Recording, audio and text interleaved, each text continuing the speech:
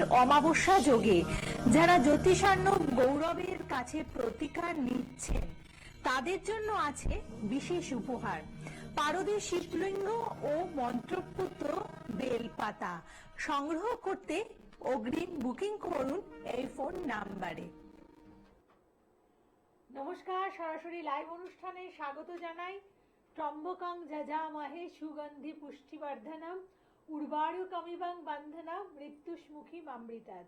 দেবাদিদেব মহাদেবকে আরাধনা করার যে আমাদের সবচেয়ে উত্তম তিথি সেটি হচ্ছে শিব চতুর্দশী ও শিবরাত্রির অমাবস্যা তিথি, যেটি আগত প্রায়, এবং সেই তিথিতে জ্যোতিষার্ণব গৌরব আপনাদের জন্য যে বিশেষ উপহার এনেছেন, যেটি আপনারা প্রতিকারের সঙ্গে পাচ্ছেন, সেটির কথা তো শুনেছেনই। তাছাড়াও বলবো যে এখনো যারা যোগাযোগ করেননি আপনারা কিন্তু অবিলম্বে যোগাযোগ করে নেবেন, কারণ যে কথাটা বলেছেন যে মন্ত্রপুত বেলপাতা, এটা কিন্তু বিশেষভাবে আপনাদের জন্য তৈরি করছেন, যেটি শিবরাত্রির অমাবস্যা তিথিতে আপনাদের জন্য তৈরি করবেন। অর্থাৎ তার আগে কিন্তু আপনাদের যোগাযোগ করতে হবে। বুকিং নাম্বারে ফোন করে আপনারা অবশ্যই যোগাযোগ করবেন। আর যারা যারা এখনো আসেননি বা বলবো যে দূরের বন্ধু যারা রয়েছেন, আপনারা কিন্তু অনলাইনে যোগাযোগ করতে পারেন। আর এই অনুষ্ঠান মানেই আমরা আমাদের বিশেষ আলোচনা রয়েছেন, এবং জ্যোতিষার্ণব গৌরব প্রতি অনুষ্ঠানের মতো আজকেও উপস্থিত আছেন। প্রথমে তাকে স্বাগত জানাই। নমস্কার। নমস্কার। এই যে মন্ত্রপুত বেলপাতা যেটা বললো, তো সেই মন্ত্রপুত বেলপাতা, দেখুন এমনি বেলপাতা শিবলিঙ্গের ভাইব্রেশনটাকে নিজের মধ্যে ক্যাচ করে, যেটার জন্যই বলা হয় যে এই বেলপাতা শিবরাত্রির দিনে যে বেলপাতাটা দিচ্ছেন সেটা কিন্তু নিজের সঙ্গে রাখা ভালো, আমরা বলতাম আগে। তো এইবারে যেটা করছি সেটা হচ্ছে মন্ত্রপুত বেলপাতা, যেটা কিন্তু এর আরো কয়েকশো গুণ বেশি কাজ করবে, কার্যকরী হবে। কি কি কাজের জন্য ব্যবহৃত হতে পারে সেটা হচ্ছে আপনার মান সম্মান ফিরে পেতে, আপনার আর্থিক দুর্গতি দূর করতে, আপনার কোনো বাধা বিপত্তি শত্রুতা এই জায়গাগুলো থেকে আপনাকে প্রোটেকশন দিতে কিন্তু এই মন্ত্রপুত বেলপাতার কোনো জুড়ি নেই। এটা কিন্তু সত্যিই অভ্যর্থ একটা প্রয়োগ, তান্ত্রিক প্রয়োগ, যেটা কিন্তু আপনারা কাজে লাগাতে পারেন। কারণ এটা এই সময় ছাড়া হবে না। সবকিছু যারা বিশেষ সময় থাকে সেই সময় ছাড়া কিন্তু হবে না। তাহলে সেটা কিন্তু আপনাকে বুঝতে হবে। তাহলে বিশেষ সময়ে বিশেষ জিনিস করলে তবে সেটা বেশি কার্যকরী হয়। তাহলে এক একটা সময় আমরা কিন্তু এক একটা জিনিস তৈরি করার জন্য কাজে লাগাই। যেমন এই শিবরাত্রির সময় যেটা হয়, এই মন্ত্রপুত বেলপাতা বলুন, পারদের শিবলিঙ্গ, এগুলো তো আছেই। সঙ্গে যারা শরীর স্বাস্থ্য নিয়ে খুব ভুগছেন বা শত্রুতার কারণে শারীরিক সমস্যা বা একদম মৃত্যুশয্যায় চলে যাচ্ছেন, সেই রকম জায়গায় তাদের জন্য কিন্তু মহামৃত্যুঞ্জয় বা কোনো প্রোটেকশন এগুলো কিন্তু দারুণ এই সময় কাজ করে। ঠিক আছে, তো কে আছেন বলে তারপর। নমস্কার। নমস্কার, আমি আমার দিদির ছেলের জন্য একটু জানা ছিল। আমি হাওড়া থেকে বলছিলাম, পারমিতা দত্ত। আচ্ছা, দিদির ছেলের নাম বলুন। দিদির ছেলের নাম? দিদির ছেলের নাম হচ্ছে কার্তিক চন্দ্র দাস। আচ্ছা, ওর জন্ম হচ্ছে বারুইপুরে, আর ওর জন্ম তারিখ হচ্ছে গিয়ে 10 আগস্ট 1995। 1995। সময় বিকেল 3:55, আর বারুইপুরেই জন্ম। আচ্ছা, বিকেল 3:55, বারুইপুরে জন্ম।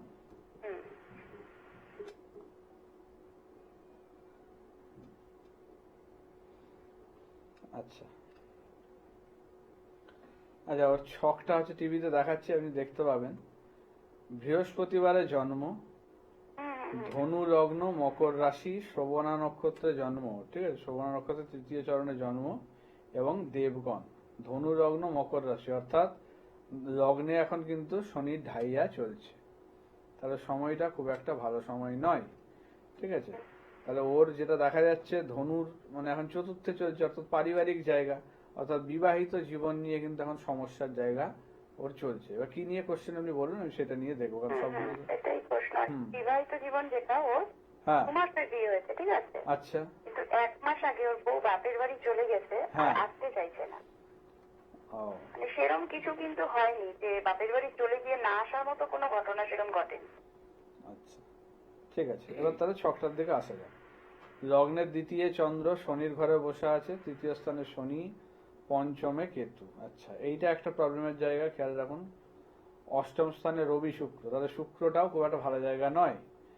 ঠিক আছে, এবং ওর কিন্তু 11 স্থানে রাহু, যেটাও কিন্তু পারিবারিক জীবন বলুন, সুখ শান্তি এগুলো একটা জায়গা দেখে, ঠিক আছে, তাহলে ওর কিন্তু দ্বিতীয় স্থানে শনির ঘরে চন্দ্র এবং পঞ্চমে কেতু আর রবি শুক্র, এই তিনটে জায়গার যে কম্বিনেশন, সেটা যেটা বোঝাচ্ছে যে ওর কিন্তু মানে এই বিয়েটা মানে ঠিকঠাক ভাবে হয়নি, কোনো একটা কিছু অমঙ্গল সূচক কিছু জিনিস ঘটেছে বিয়েতে, ঠিক আছে, যেটা দেখা যাচ্ছে। ফার্স্ট কথা, চতুর্থ স্থানে ঢাইয়া, তো চতুর্থ স্থান হচ্ছে মানুষের বাসস্থান বা স্থান, অর্থাৎ স্থানের কিছু গন্ডগোল, মানে ওর বিয়ের স্থান, বিবাহ স্থানের কিছু দোষ, যেটা কিন্তু দেখা যাচ্ছে ওর ছক অনুযায়ী, যে কোন স্থানে, মানে ওর স্বাভাবিক কোনো স্থানে হয়নি বিয়েটা। ওর কোথায় হয়েছিল বিয়েটা আমাকে একটু বলবেন?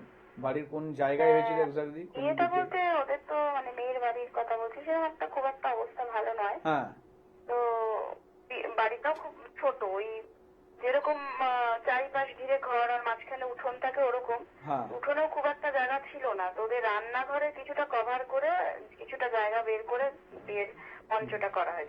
দেখুন, তাহলে এইটা হচ্ছে মানে একটা বাজে জায়গা হয়েছে, কারণ রান্নাঘরের যেহেতু অগ্নিস্থান, সেটা বিয়ের জায়গায় যেহেতু ওখানে এসছে, তাহলে ওই স্থানের দোষটা কিন্তু ওর ওপর পড়েছে, ঠিক আছে, যেটার জন্যই কিন্তু ওদের মধ্যে মতবিরোধ, ঝগড়া ঝামেলা একটা তৈরি হয়েছে, অশান্তির জায়গা, মানে মানসিকভাবে ওদের মধ্যে কোনো মিল বা ইয়ে হয়নি, যেটার জন্যই কিন্তু যেটার জন্যই এই মেয়ে ওখান থেকে ছেড়ে বাপের বাড়িতে আছে, ঠিক আছে।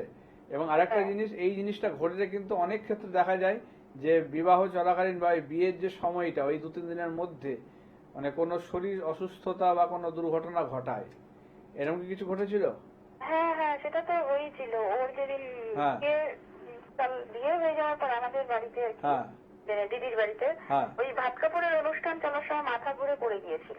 আচ্ছা, কারণ এটা হয়, ঠিক আছে, এর যে ছক সেই অনুযায়ী সেটা দেখাচ্ছে যে এইরকম একটা দুর্ঘটনা ঘটায়, ঠিক আছে, কারণ এগুলো সিমটম, এগুলো দেখলে বোঝা যায় যে তার স্থানের দোষটা পড়েছে, যেই স্থানের বিয়ে হয়েছে সেই স্থানের দোষটা ওর মধ্যে পড়েছে ওদের। তাহলে এইখানে যেটা করতে হবে, ওর এই বাস্তুর যে দোষটা পড়েছে সেই জিনিসটাকে খণ্ডন করতে হবে, এবং ওদের দুজনের বন্ডিং এর জন্য একটা প্রতিকার দরকার, যেটা করে দিলে কিন্তু আবার ওদের সেই ভালো জায়গা তৈরি হবে, অসুবিধা নেই, এই বিয়েটা টিকবে এবং ঠিকঠাক ভাবেই ওরা করতে পারবে, ঠিক আছে। ঘর সংসার কোথাকার করতে হবে, মানে আমার দিদির বাড়ি করতে হবে না, এটা হচ্ছে মেয়ের বাড়ি থেকে যেহেতু এসছে, মেয়ের বাড়ির কিছু জায়গা ইয়ে করতে হবে, ঠিক আছে, তাহলে সেই জায়গার কিছু দোষ, সেই জায়গার মাটি নিয়ে একটু দেখা করতে হবে, তবে সেই দোষটা কাটানো যাবে, ঠিক আছে। দুজনের এই প্রতিকারটা করলেও ফেরত আসবে, মানে অবশ্যই আসবে, অবশ্যই আসবে, বুঝিয়ে সুঝিয়ে কিছুতেই আসতে চাইছে না। না না, এটা আসবে, চিন্তা নেই, এটা আসবে, ঠিক আছে। এবং এই জিনিসটা কোনো ভালো অ্যাস্ট্রোলজারকে দিয়ে আপনি করিয়ে নিন, তাহলে কিন্তু এইটা ওদের সুখের একটা মানে জায়গা তৈরি হবে, এবং ওদের বিবাহিত জীবনে কিন্তু আবার সেই আগের মতন ভালো জায়গায় তৈরি হবে, ঠিক আছে। এটা ভাঙবে না, চিন্তা নেই, এই বিয়েটা থাকবে যদি ঠিক করে প্রতিকারটা হয়। বারবার বলে, যদি প্রতিকার ঠিক করে না হয়, আগামী 6 মাসের মধ্যে এই বিয়ে কিন্তু টিকবে না, ডিভোর্স হবে। আর যদি ঠিক মতো প্রতিকারটা করে দেওয়া যায়, ওদের কিন্তু আবার মানে সুখের ইয়ে হবে, ঠিক আছে, বিবাহিত জীবন। আচ্ছা, ওদের মানে দিদির মনটা খুব খারাপ, একটাই ছেলে আর কোনো সন্তান নেই, মানে বউটাও চলে গেছে। বললাম যে এইটার দিকে বলুন ওনাকে গুরুত্ব দিতে, কেমন একটা যদি সত্যিই প্রতিকার চান, মানে যদি সত্যিই জিনিসটা থেকে বেরোতে চান, তাহলে এই জায়গাটার প্রতিকার করতে হবে, ঠিক আছে, একটু খরচ সাপেক্ষ হবে, কিন্তু জায়গাটা ঠিক করতে হবে। ঠিক আছে, সেটা আমি করে বলবো, সেই জায়গাটা করতে হবে।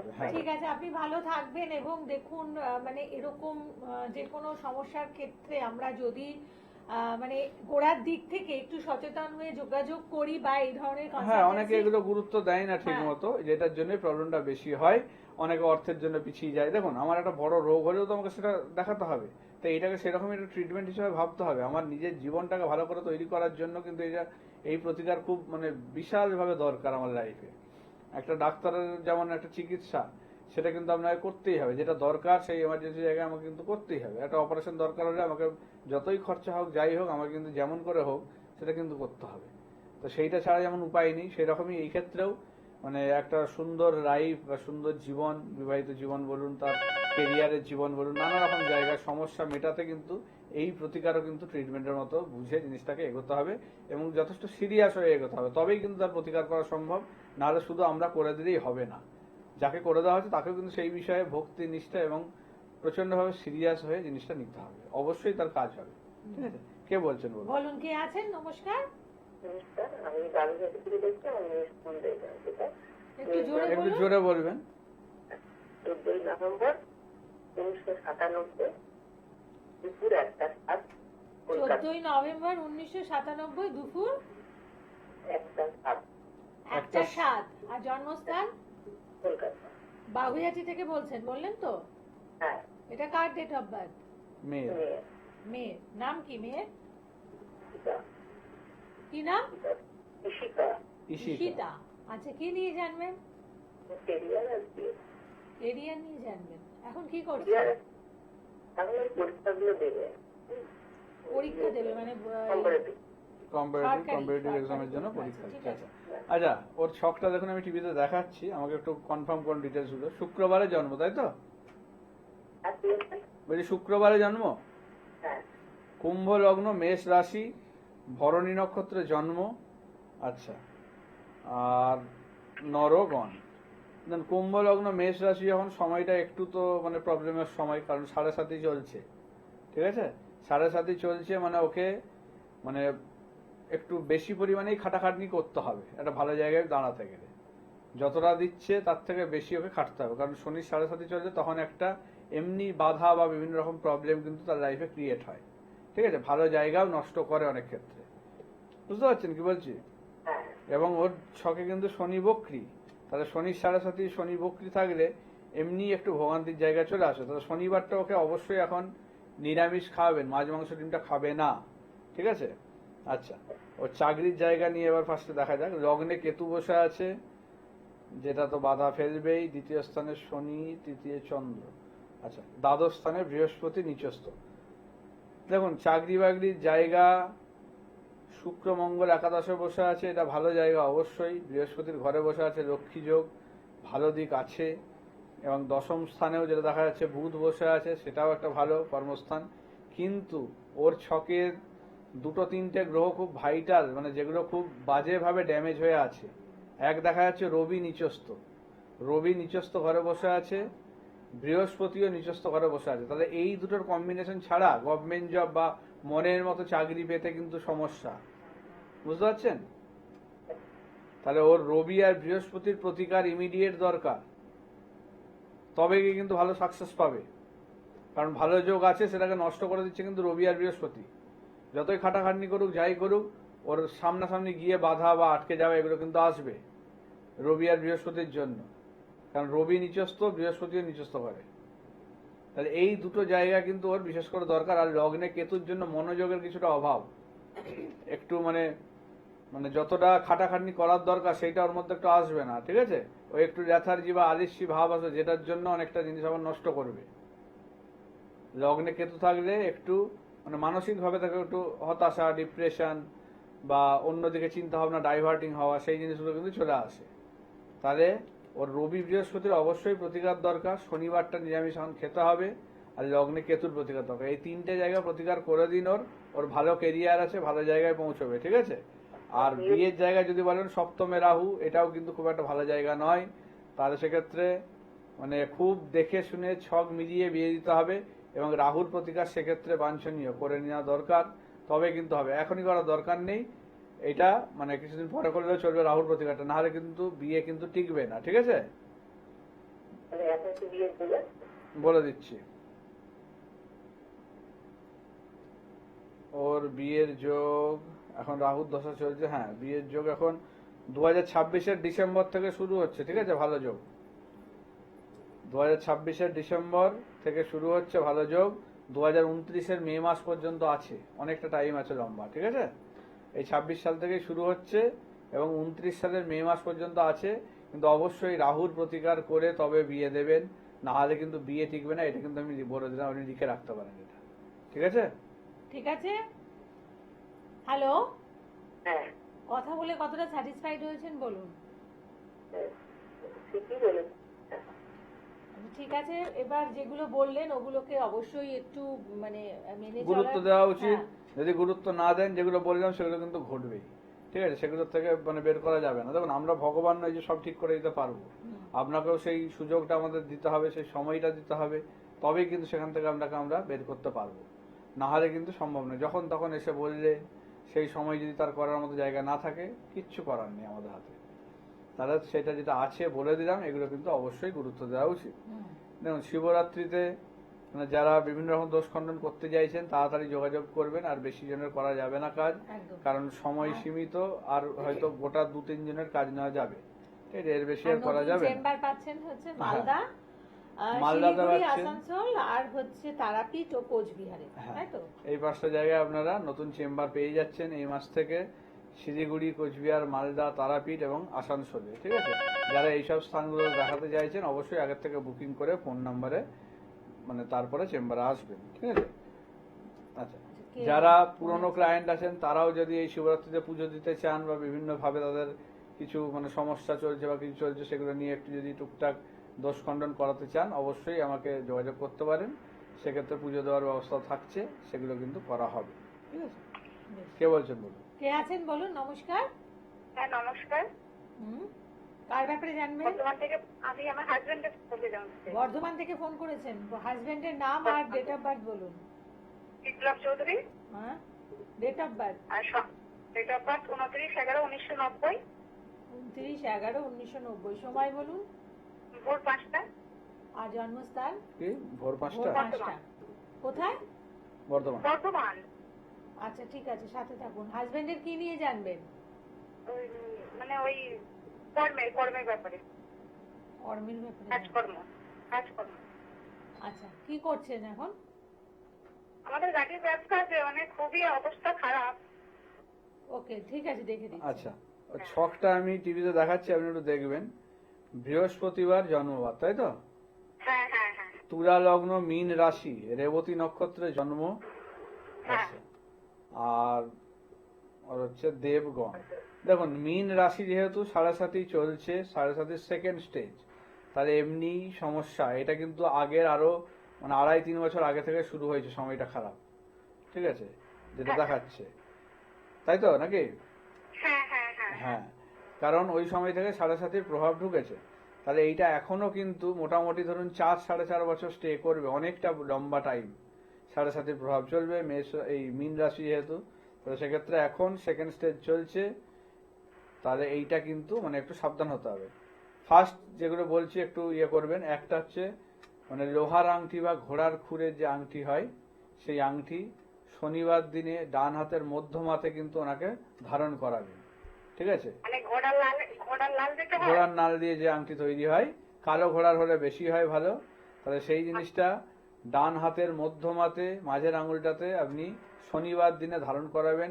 শনিবারটা মাছ মাংস ডিম খাবে না, ঠিক আছে। শনিবার আমরা নিরামিষ খাই। হ্যাঁ, আপনারা না করলেও হবে, ওনাকে করতেই হবে, ঠিক আছে, বাইরেও যেন কোনোভাবে না খায়।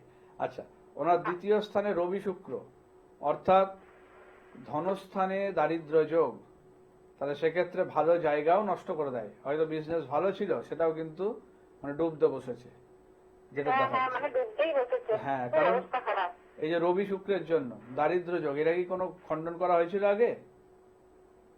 সেরকম তো হয়নি, মানে ওই একটা দাদা আছে, মানে আমার কাছে গিয়েছিলাম, তো উনি ওই বেলের মূল আর শুক্রের ওই প্রতিকার বলতে শিকড়, গাছের যে শিকড় গুলো হয় না, হবে না, এই যা প্রবলেম হয়ে আছে এখন শিকড়ে কাজ করবে না, ঠিক আছে। এক একটা জায়গা থাকে তো, দেখুন এক একটা জায়গা থাকে, বুঝতে হবে। আমার রোগটা যতটা বড় হয়ে যায় তখন কিন্তু আর সেইভাবে কাজ করবে না এক একটা ট্রিটমেন্টে। কিছু কিছু জায়গায় ওষুধে কাজ করছে, কিছু কিছু জায়গায় এমন জায়গায় চলে যায় অপারেশন ছাড়া গতি নেই, তাহলে আমার সেক্ষেত্রে এইটাও কিন্তু এরকম। হ্যাঁ, এটা কিন্তু মানে অপারেশনের পর্যায়ে চলে গেছে, কারণ ওনার বয়সের সঙ্গে এবং 7.5 যেহেতু প্রভাব চলছে, তাহলে অলরেডি এই দারিদ্র যোগটা ভয়ঙ্কর ভাবে কাজ করছে এখন, ঠিক আছে। এবং আরেকটা জিনিসও বলে দিই, দ্বিতীয় স্থানে যেহেতু রবি শুক্র, ওনার কিন্তু শত্রুতার জায়গা প্রবল, সেকেন্ড হাউস যেহেতু শত্রুতার জায়গা প্রবল, সেখান থেকেও কিন্তু অনেক ক্ষতি করছে ওনার ব্যবসা, বুঝতে পারছেন কি বলছি? হ্যাঁ, শত্রুতার জায়গা প্রবল। দ্বিতীয় স্থান হচ্ছে আত্মীয় স্বজনের জায়গা। আত্মীয়স্বজন থেকে? আমাদের দিক থেকে না ওর বাড়ির দিক থেকে? ওনার বাড়ির দিক থেকে বেশি, ঠিক আছে। ওনার বাড়ির দিক থেকে? হ্যাঁ, রবি শুক্র যেহেতু আছে, ওনার উপর একটা হিংসা বা ইয়ে কিন্তু সবসময় পড়ে আছে, ছোট থেকে ওনার উপর ওটা থাকবে। হ্যাঁ হ্যাঁ হ্যাঁ, ছোট থেকে থাকবেই, এটা বাধ্য, কারণ ছক যেটা বলছে সেটা আমি বলছি, আমি আমার কোনো কথা বানিয়ে বলছি না, যেটা ছকে লেখা আছে আমি সেই জিনিসটাই বলছি। তো ওনার উপর হিংসা সেই জায়গাটা রয়েছে, কারণ ওনার উন্নতির জায়গা অনেক, সেই জায়গায় মানুষজনের দৃষ্টি এবং ক্ষতির জন্য ওনাকে এই ড্যামেজ করে দিয়েছে, বুঝতে পারছেন কি বলছি? বৃহস্পতি তুঙ্গি ঘরে বসে আছে, এর কোনোভাবেই খারাপ হওয়ার কথা নয়, কিন্তু তারপরেও ওই ঘরে কেতু বসে গুপ্ত শত্রুতার জায়গা এবং গুরুচণ্ডার দোষ, অর্থাৎ কিছু ভুল সিদ্ধান্ত। মানে গুপ্ত শত্রু যে বলছেন, মানে ওটা আমার শ্বশুরবাড়ির তরফ থেকে লোক করছে না? একদম একদম সেই জায়গা থেকে কিন্তু সমস্যা। ঠিক আছে, আর এমনি বন্ধু বান্ধব কোনো কিছু নেই তো? বন্ধু বান্ধবের জায়গা এমনি প্রবলেম আছে, কিন্তু সেরকম ভাবে ক্ষতিকর নয় অত। ঠিক আছে, এমনি ঝগড়া ঝামেলা অশান্তি হতে পারে। মানে আমার শ্বশুরবাড়ির লোকজন আর কি। শ্বশুর বাড়ির জায়গা এ আছে, মানে আত্মীয় স্বজনের জায়গাটা ভালো নয় ওনা। ঠিক আছে, তাহলে মানে ওর একদম কি রক্তের সঙ্গে রিলেটেড না এমনি আলাদা? আলাদা। ঠিক আছে, আলাদা। হ্যাঁ। তাহলে সেক্ষেত্রে চতুর্থ স্থানে রাহু আছে। ঠিক আছে, চতুর্থ স্থানে রাহু এটাও যেটা করে, ওই যে বন্ধু বান্ধব স্থান থেকে প্রবলেম করে, কিন্তু এতটাও ক্ষতিকর নয়, ঝগড়া ঝামেলা অশান্তি এগুলো বাড়াবে। ঠিক আছে, মানে একদম যে ফিনান্সিয়াল জায়গাটা ওটা পুরো নষ্ট করে দিচ্ছে। নষ্ট করে দিচ্ছে, ওনার উন্নতির জায়গাটাকে আটকে দিয়েছে। হ্যাঁ, এটা বুঝতে পারি। এটা ও তো বললাম যে ওনার ছক এমনিতে খুব ভালো, বৃহস্পতি তুঙ্গি ঘরে বসে আছে, বুধ শনি তৃতীয় স্থানে, তার মানে খুবই শুভ জায়গা। তারপরেও ওনার সেই জায়গা হতে দিচ্ছে না। বৃহস্পতির ঘরে চন্দ্র, যেটা হচ্ছে গজকেশ্বরী যোগের মতো যোগ তৈরি করছে কিছুটা।